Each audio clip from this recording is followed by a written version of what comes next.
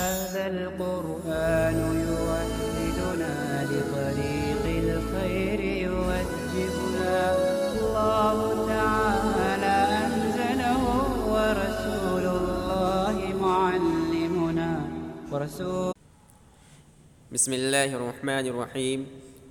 آج ہم نحو میر کے سبق نمبر 2 کو پڑھیں گے۔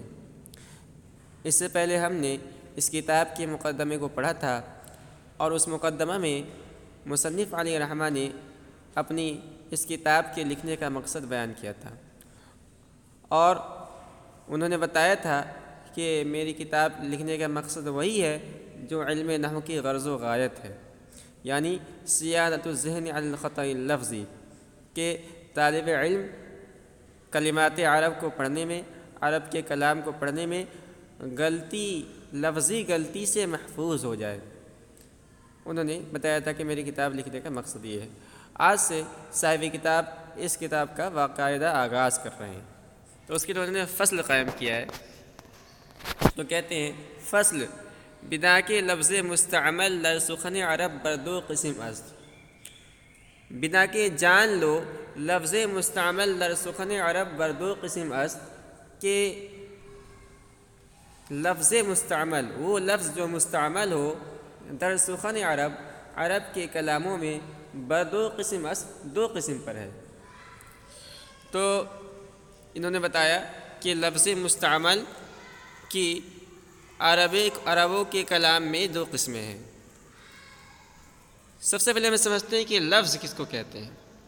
تو یہ لفظ جو ہے یہ عربی زبان کا لفظ ہے۔ لفظ ینفذ لفظاً کے معنی آتا ہے پھینکنا، اور اصطلاح میں کہتے ہیں انسان اپنے زبان سے جو کچھ بھی نکالے اسے لفظ کہا جاتا ہے۔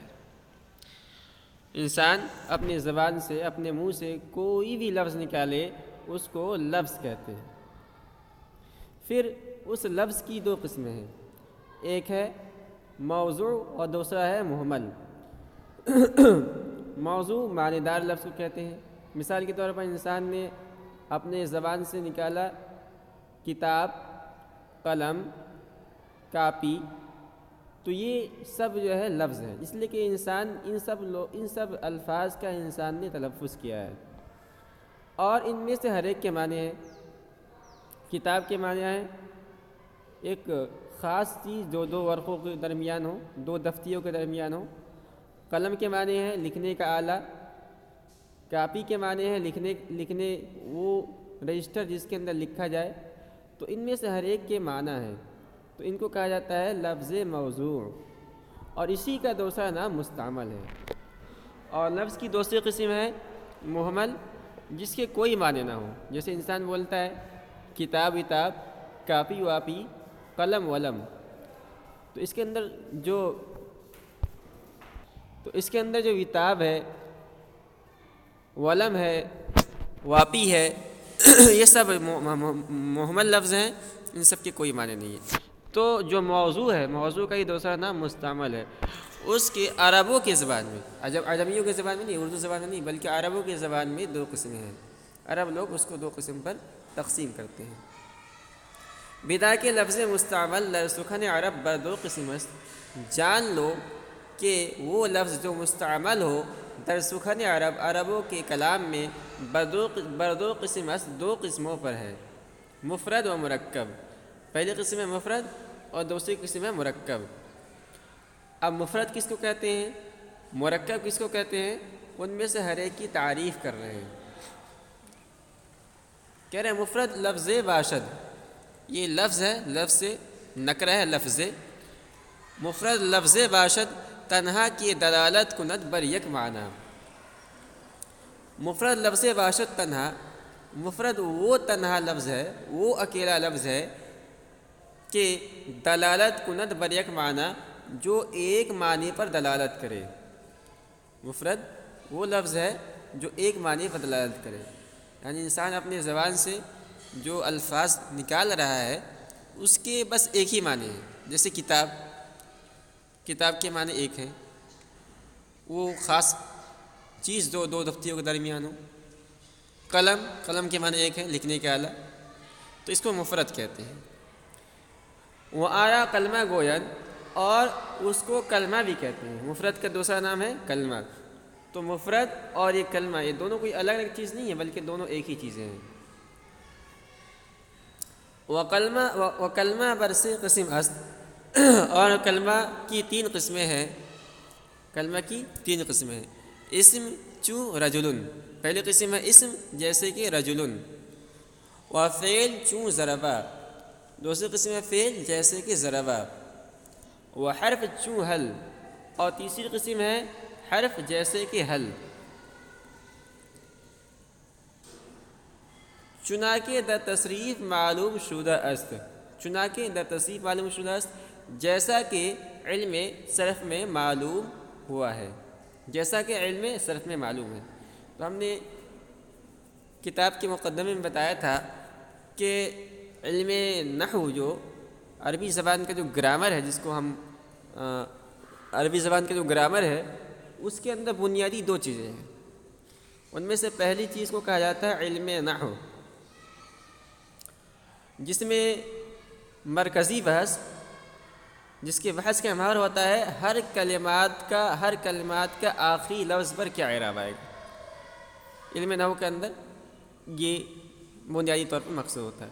اور دوسرا ہوتا ہے علم صرف، اس کے اندر بنیادی مقصد یہ ہوتا ہے کہ صیغوں کے قالب کو جانا جائے، کہ کون صیغہ کس وزن پر آئے گا، کس وزن پر نہیں آئے گا۔ تو یہ عربی گرامر کے اندر اصل 2 ہی چیزیں ہیں، علم نحو، علم صرف۔ تو صاحب کتاب نے، ہم نے بتایا تھا کہ صاحب کتاب میر سید شیخ جرجانی نے 2 کتابیں لکھی ہیں۔ ایک کا نام انہوں نے رکھا ہے نحو میر، جس کو ہم پڑھ رہے ہیں، اور دوسری کتاب کا نام رکھا تھا انہوں نے صرف میر، جو علم صرف کے بارے میں ہے۔ تو وہ کہہ رہے ہیں کہ آپ نے علم صرف کی اگر کتاب میری پڑھی ہوگی تو اس کے اندر بھی آپ کو معلوم ہو گیا ہوگا کہ کلمہ کی 3 قسمیں ہیں، اسم، فعل، حرف۔ یہ کہنا چاہ رہے ہیں چنانکہ در تصریف معلوم شدہ است، جیسا کہ علم صرف کے اندر معلوم ہے۔ تو یہ تھا مفرد۔ مفرد کی 3 قسمیں تھے، اسم، فعل اور حرف۔ اور اس کے بعد مرکب کی تعریف کر رہے ہیں۔ اما مرکب لفظ باشد کے از 2 کلمہ یا بیشتر حاصل شدہ باشد۔ اما مرکب، رہا مرکب لفظ باشد، تو وہ لفظ ہے کہ از 2 کلمہ یا بیشتر حاصل شدہ باشد، جو 2 یا 2 سے زائد کلمے سے مل کر بنا ہو۔ از 2 کلمہ، جو 2 کلمہ یا بیشتر حاصل شدہ باشد، یا اس سے زیادہ سے حاصل ہوا ہو۔ تو مرکب بننے کے لیے کم سے کم 2 لفظ ہونا چاہیے۔ اگر 1 لفظ ہے تو مفرد ہے، اور اگر 2 ہو گیا تو مرکب ہے، 2 سے زائد ہو گیا تو بھی مرکب ہے۔ وہ مرکب بر 2 گونہ است، اور مرکب کی 2 قسمیں ہیں۔ مفرد کی 3 قسمیں ہیں اور مرکب کی 2 قسمیں ہیں، مفید و غیر مفید۔ مرکب کی پہلی قسم ہے مرکب مفید، اور مرکب کی دوسری قسم ہے مرکب غیر مفید۔ اب ان میں سے ہر ایک کی تعریف کر رہے ہیں۔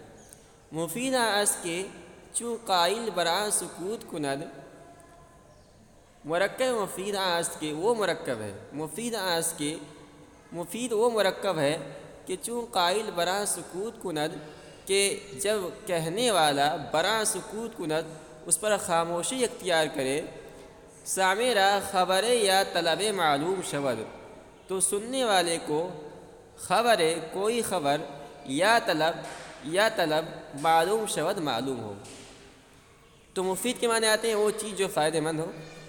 تو مرکب مفید کے اندر یہ ہوتا ہے کہ جب قائل کہنے والا کوئی خبر دیتا ہے یا کوئی چیز طلب کرتا ہے تو سننے والے کو سن کر یہ بات سمجھ میں آ جاتی ہے کہ مجھے کوئی خبر دے رہا ہے یا مجھ سے کوئی چیز مانگ رہا ہے۔ مثال کے طور پر ہم نے کہا کہ جاء زیدن، زید آیا، تو جیسے ہی ہمارے سامنے کھڑے آدمی نے سنا اس بات کو تو اسے بات معلوم ہو گئی کہ میں خبر دے رہا ہوں کہ زید جو ابھی کمرے کے اندر نہیں تھا، وہ باہر تھا، وہ باہر سے کمرے کے اندر آیا ہے۔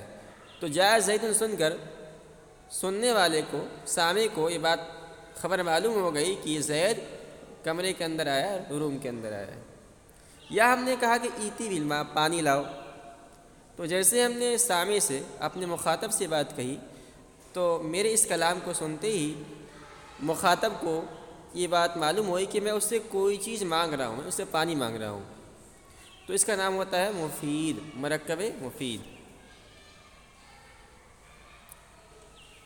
وآرا جملہ گوین و کلام، کہہ رہے مرکب مفید، مرکب کی جو دو قسم ہیں، مرکب مفید غیر مفید، ان میں سے پہلی قسم مرکب مفید کے کئی نام ہیں، ایک نام تو مرکب مفید ہی ہے، وآرا جملہ گوین، اور اس کا دوسرا نام جملہ ہے، و کلام، اور اس کا تیسرا نام کلام ہے۔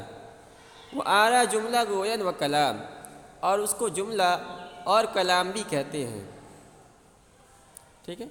تو مرکب کی جو پہلی قسم ہے مرکب مفید، اس کا دوسرا نام ہے جملہ اور تیسرا نام کلام ہے، اور اسی کی یعنی مرکب مفید کہہ لیں یا جملہ کہہ لیں یا کلام کہہ لیں، اس کی جو ہے پھر دو قسمیں ہیں۔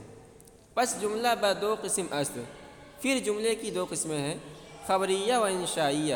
پہلی قسم ہے جملہ خبریہ اور دوسری قسم ہے جملہ انشائیہ۔ اب ہم آج کے سبق کا پورا خلاصہ کر لیتے ہیں۔ آج جو کچھ ہم نے پڑھا اس پورے سبق کا ہم خلاصہ کرتے ہیں۔ تو ہم نے کہا تھا کہ انسان کی زبان سے جو کچھ نکلے اسے لفظ کہتے ہیں۔ انسان اپنی زبان سے جو کچھ بھی نکالے، آہ نکالے، او نکالے، ای نکالے، زید نکالے، بکر نکالے، جو کچھ بھی اپنی زبان سے نکالے اسے کہا جاتا ہے لفظ۔ اب اس کے بعد دیکھیں گے کہ انسان نے جو تلفظ کیا ہے، اپنی زبان سے جو کچھ بولا ہے، اس کے کوئی معنی ہے یا نہیں۔ اگر اس کے کوئی معنی نہیں ہے تو اسے محمل کہتے ہیں، ٹھیک ہے، اور اگر اس کا کوئی معنی ہے تو اسے موضوع کہتے ہیں، اور اسی موضوع کا دوسرا نام ہے مستعمل۔ پھر اس موضوع کہنے یا مستعمل کی دو قسمیں ہیں، نمبر ایک ہے مفرد اور نمبر دو ہے مرکب۔ مفرد کا دوسرا نام ہے کلمہ، اور کلمہ کی تین قسمیں ہیں، نمبر ایک ہے اسم، نمبر دو ہے فعل، اور نمبر تین ہے حرف۔ یہ علم نحو کے اندر اس طرح اسم کو مقدم کیا جاتا ہے، اسم فعل حرف، اور جب آپ علم صرف پڑھیں گے تو اس کے اندر فعل مقدم ہوتا ہے۔ یہی تین قسم ہے، مفرد کی تین ہی قسمیں ہوں گی، اسم فعل حرف، لیکن وہاں فعل مقدم ہوگا، فعل اسم حرف، اس لیے کہ صرفی لوگ یہ فعل سے زیادہ بحث کرتے ہیں اور نحوی لوگ اسم سے زیادہ بحث کرتے ہیں، اس لیے یہ اسم کو مقدم رکھتے ہیں اور فعل کو مقدم رکھتے ہیں۔ تو مفرد کی تین قسمیں ہو گئیں، اسم فعل حرف۔ موضوع کی دوسری قسم مرکب، مرکب کی دو قسمیں ہیں، مرکب مفید اور مرکب غیر مفید، ٹھیک ہے۔ پھر مرکب مفید کی دو قسمیں ہیں، ایک کا نام ہے جملہ خبریہ اور دوسرے کا نام ہے جملہ انشائیہ۔